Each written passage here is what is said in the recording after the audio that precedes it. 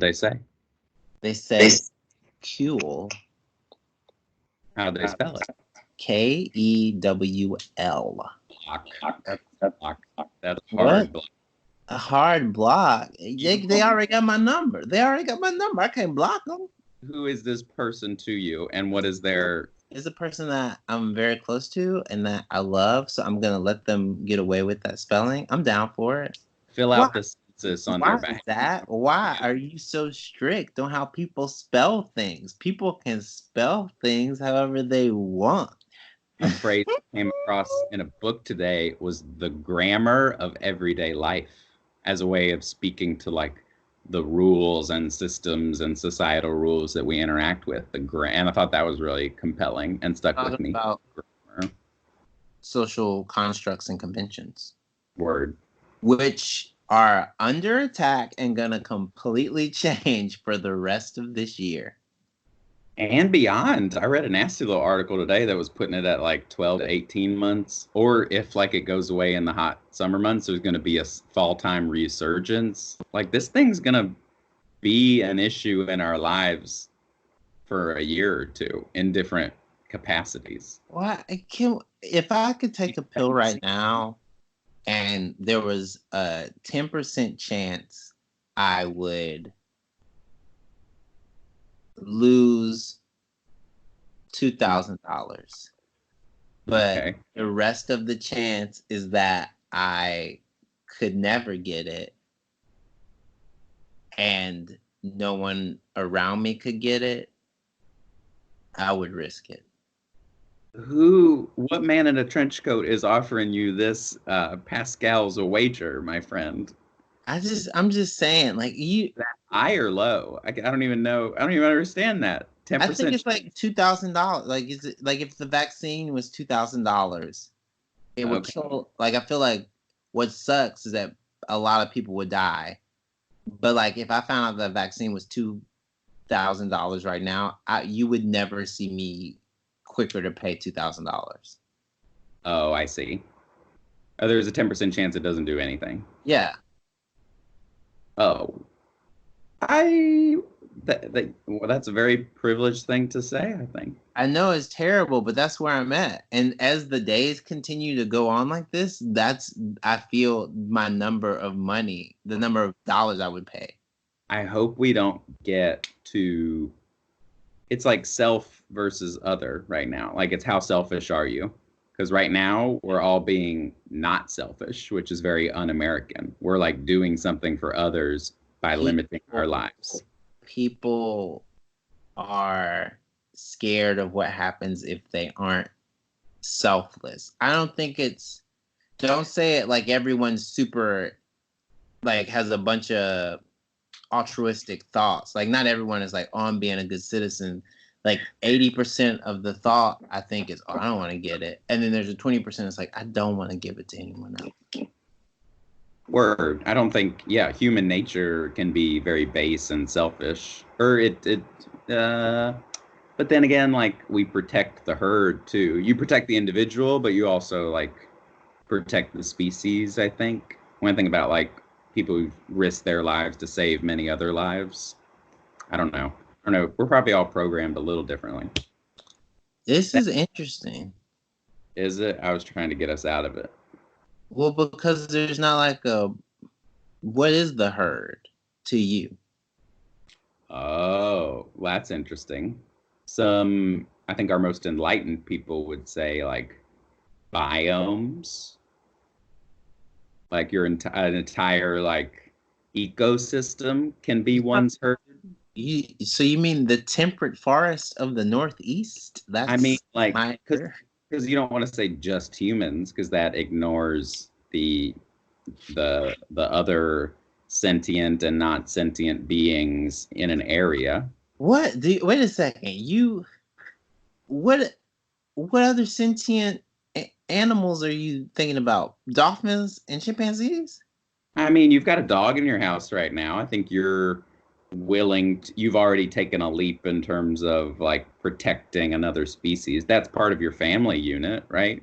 True. The same would extend to like the birds in your local park. Like you might make decisions at your most enlightened, you're going to make decisions for the greater good of like that entire balance, not just keep as many humans alive as possible. Although I think a human first like mentality is good too. And then if you get more granular, you can start to think about like, oh, I'm going to take care of my people in terms of like other comedians or people in a similar profession.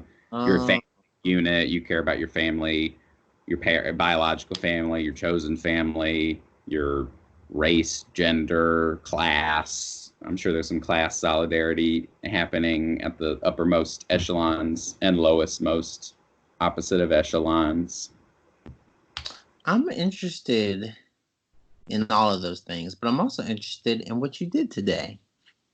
Oh, what did I do? I woke up, did a little writing, clicky clacky.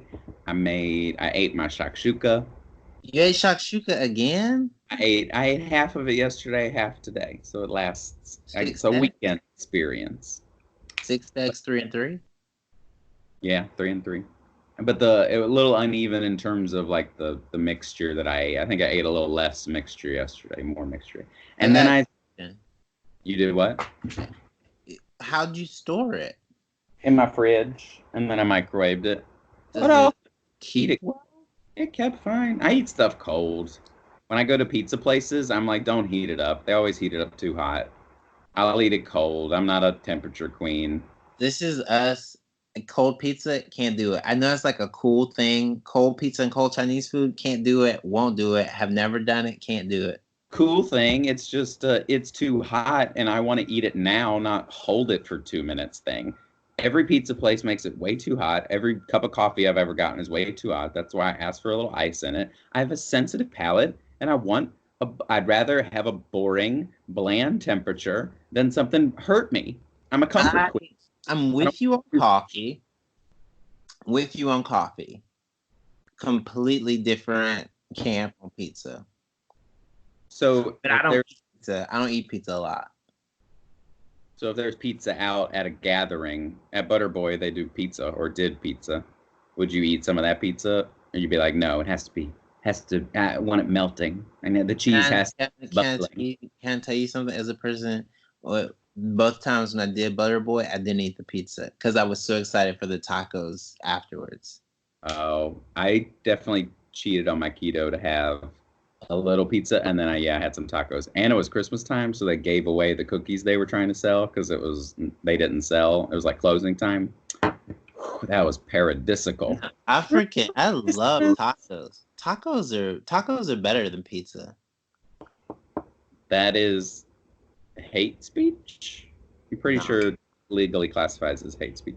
Tacos are better than pizza. You heard it here first. Tacos better than pizza. You're gonna have both have such variety, but talk to me about your specific like taco fantasy. Specific? I want to eat the smartest animal I can, so carnitas, pig. I want my carnitas to be crispy. I need corn tortillas. 1 or 2? 2, because it's gonna be a little juicy. And then I need the radius. What's the radius? What's the diameter? These we're looking at like 3-bite situation. Yeah, 4-inch 4-inch, 3-inch tacos. And then what else is on it? Some sort of salsa. Cilantro, cebolla. So onions, cilantro, and then a hot sauce. That's it. Why are you putting a hot sauce on something? Why do you want to hurt yourself? Why do people in my house I have 3 different kinds of hot sauces. We have Louisiana hot sauce, we have Cholula, and then and then you're supposed to have a sriracha or like an Asian-based hot sauce. I have 3 hot sauces in my house too. Almond milk without sugar, almond milk vanilla. Zach, almond milk vanilla, that's the name of your sex tape. This comes from your upbringing. I think they've done studies where like what you're fed as a baby like trains your palate, and I don't think you want anything spicy. I chose hot sauce. Or did it choose you, Jay? So whenever I was like 10, we would get catfish from pens in Mississippi. And so came with fries, hush puppies, which are racist, but good. The people who made them were racist. I don't think cornmeal had any opinion. The people who made the hush puppies weren't racist. The slaves made the hush puppies. Oh, then hush puppies are anti-racist. No, the story behind the hush puppies is rooted in racism. But that doesn't make the hush puppies racist. Well, the only reason they exist is so people could escape slavery. But that's the only reason that, right, a lot of bad slavery was an inherent evil and a disgusting thing. Say it again. Slavery is a disgusting, toxic, shameful, embarrassing, disgusting, inhumane thing that happens to my people. It's like such a struggle that I've been. You say you don't like making people laugh, but you do a good job at it. Right. But like, I don't know, what Satan intended for evil, good things can exist. Like, Jay Jurden is amazing. It's hard for you to be like, good things came out of slavery and put hush puppies on the list, isn't it? You like almost said it. You were like, but some, I mean, okay, slavery was bad, but it's just like you saying like, the virus is evil, terrible things are happening, people are dying, but I can't go to the gym. Like, I don't say that, but I don't say that on the recording. You said that about hush puppies on this recording. I said that before. Hush puppies are delicious. Sorry. Balled up fried cornmeal is a delicious thing that may or may not have been used. But let's get back. Slavery. They're anti-slavery. You're right. Anti-slavery. You're right. So the reason I like hot sauce is because I saw someone put hot sauce on their fish and their hush puppies, and I was like, oh, I want to try that, and I did. Desire. We want what other people have. And it was so good, and it was Trappies, I think, and then it was Louisiana hot sauce, and now it goes Louisiana hot sauce, Crystal hot sauce, Crystal meth. Yes, and that's really it. I don't trust any other Southern hot sauces. Maybe Texas Pete. Texas Pete is okay. We got to have you try. My friend Keith, one of the Try guys at LA, has developed his own hot sauce because he's obsessed. How do you know Keith? From Chicago. We did Mission Improbable a couple times together, and then I've stayed closer with another one of the guys, Ned. And so I see him maybe once a year. But he has hot sauce that you should order and try and let him know if it's good or not. I'm sure it's delicious. Everybody's saying good thing. Rush on gay Keith, who is Grant at College. Oh. Was he the guy who did the Grinder video? Yes. They did a replace each other video one time. And it was like the Keith or Grant. The gay Try guy is Eugene, who's queer. I don't know if he's gay. Well, right. His coming out video was a dance number, so I don't know if he had a specific label. Yeah, I mean, yeah, Eugene's hot. I like Eugene. You know, I thought, who did I think was cute? Is it Zach, the one who was the clit in the famous meme? Am I the clit? The not married one? Yeah. Okay. I mean, it wouldn't be the first time you had a crush on a Zach, so I mean. I know, Zach Morris, Mark Paul Glossier, call me up, baby. I know you're old, but so am I. He was in like a vagina costume and his head poked out, and he was the clit. It was just beautiful. It's all over the internet. That's funny. What'd you do today? Ooh. And we gotta wrap it up because today Jay's ball and chain is demanding. It's like, oh, you gotta come Will y'all have to watch a TV show or something? Watch Westworld, which is also on HBO, so we could watch it whenever we want, but we're gonna watch it like 30 minutes late. Because people like experiencing things together. I'm fine with watching Westworld. Listen, this computer is technically Westworld. Everything is Westworld. I would consider starting Westworld. I watched an episode with a gay couple that adopted me after I got dumped for a couple nights, and we like cozied up in their bed, my buddy Martin and his boyfriend Zach, another great Zach. And they showed me like a middle episode, and it looked fun, but I think you have to start from the beginning, probably, right? Yeah. Oh, it's so like there's so many plot threads that you have to follow. It's the whatever it's. Ooh, I still have trouble keeping up sometimes because I'm like, okay, yes, it's one of those shows where the recap at the beginning also changes, and it's so specific based on what's going to happen in this episode.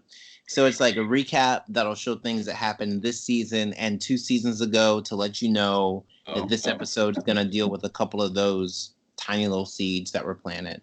Lost was the opposite of that. I binged it like all in a summer, and its recaps were literally all from the last episode and just like the last 10 minutes of the episode. And so binging it was terrible. This was like really binge culture.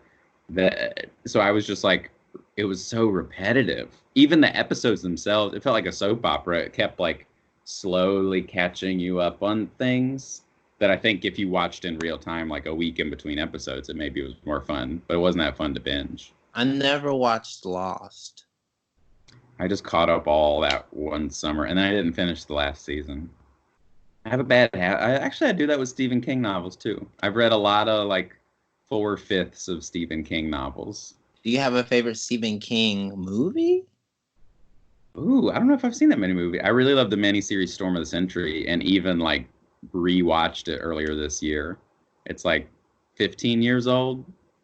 Oh, it's so good. I watched Misery when I was way too young to watch it, and it ruined. It was bad. I read this movie, but it was scary. Oh yeah. It was the first time but it was also the first time I was scared like that. Does that make sense? Like it wasn't like a monster. It wasn't a dinosaur. It was just a person. Human, yeah. Did you watch is it Randall's Game? It was on Netflix. It's about a woman and her husband at the time. Wait a second. It's Gerard's Game or something. It's with the G. He saws off his hand. Whoops, sorry. Or he saws off her hand. Gerald. Game. Yeah.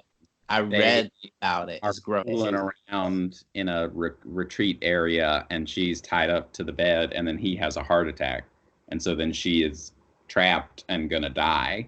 And it does deal with degloving, because at one point she like has cut herself in such a way that she can get her hand out, but it's weird even. That's biological. Like I don't like that. It's the same thing with like it's the hobbling thing. I don't like it.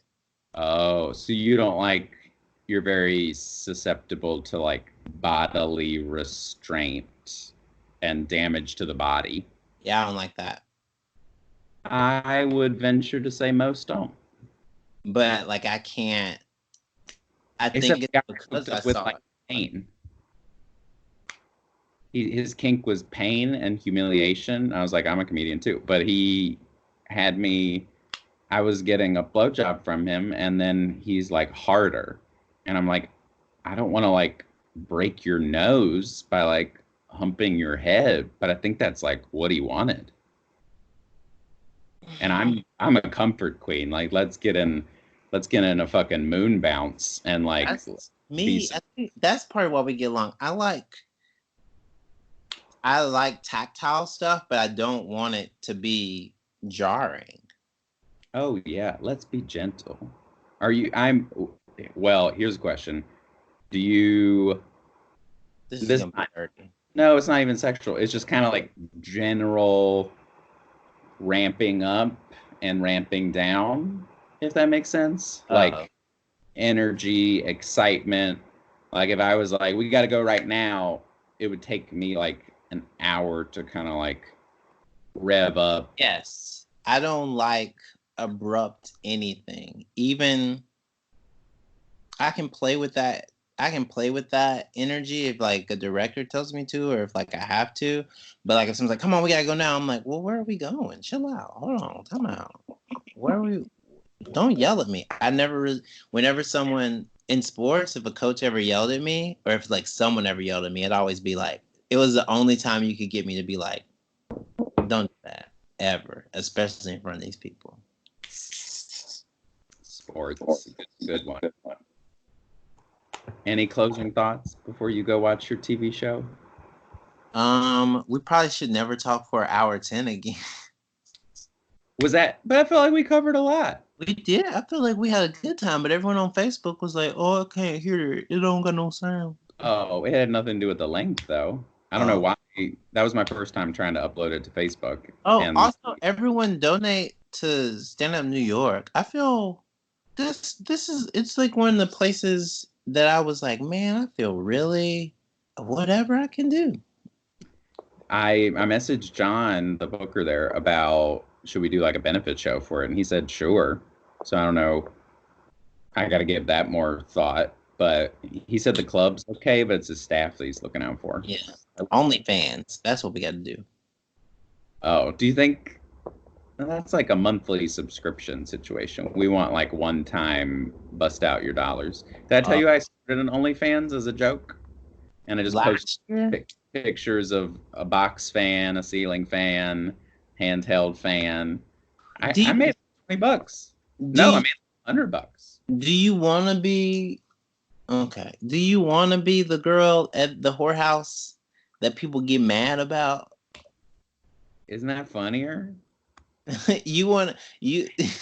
I don't want to be the most popular one. That sounds painful. Why not? Why are we sex shaming, Zach? Not. Why are you lazy shaming? You can be the most popular one. I'm trying to be right in the middle and/or the least popular. That's less work. This feels like our roles have reversed because I'm going to say something you said to me earlier today. Well, Zach, you need to evolve.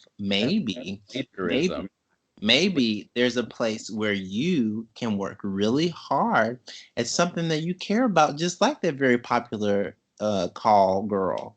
You could be. Oh, really? Only girls can do it? Okay. It was girl with a U, so it's all inclusive. Like cool with KEWL. Yeah.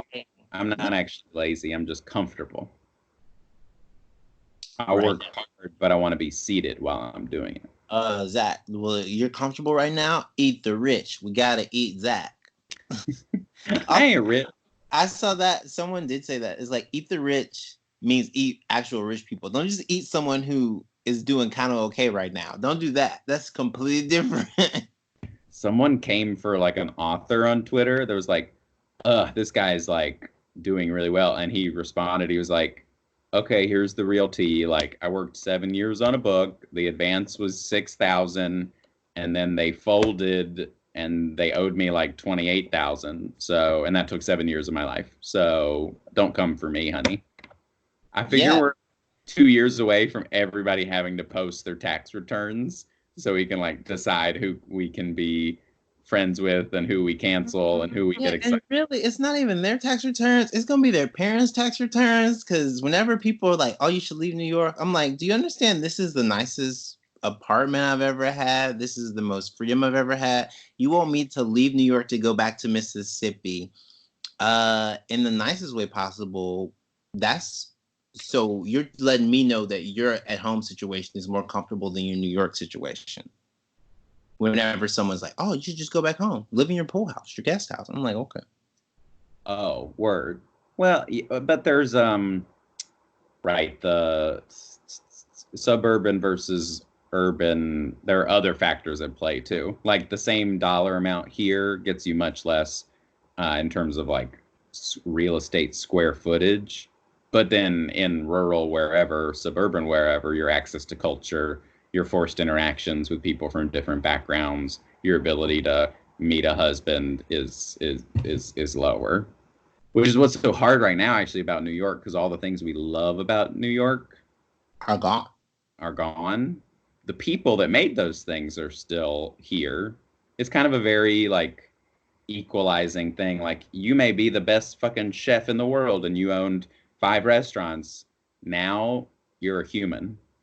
Like you've been reduced to your like essential humanity, and that's what everyone is appealing to like protect other humans.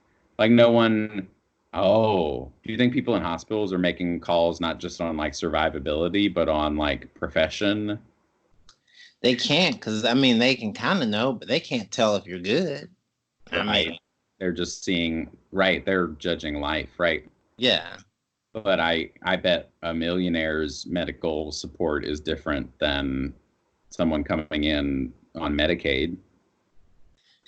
Maybe, but if that millionaire is 96, that person on Medicaid is Medicare?